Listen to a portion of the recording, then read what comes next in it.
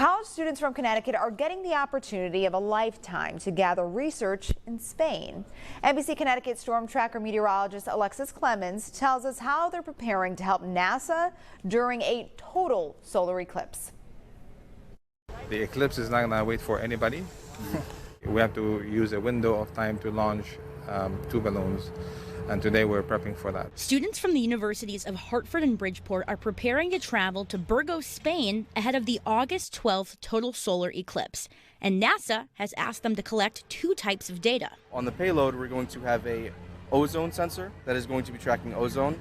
And then we're going to have a LoRa communication system that will be sending back signals down, and then we'll be able to track what happens to those signals. The students will only have 1 minute and 46 seconds to simultaneously launch those 2 payloads into the sky during the total eclipse. So they've already rehearsed this several times. I feel like today went really well, and based on our track record with the previous 2 launches that also went really well, I feel like we are more or less prepared for our Spain launch. The teachers are traveling with them, but Professor Zorb says he is only there to supervise.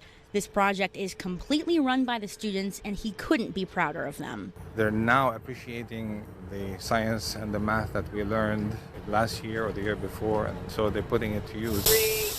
3, 2. And it's a dream come true for several aspiring scientists. You know, when you're a kid and you're saying, I want to be an engineer, being able to work for NASA when you're like little me would have been so proud of me today seeing me do this. The solar eclipse will be happening in northern Spain at 7:46 p.m., which is 1:46 p.m. our time.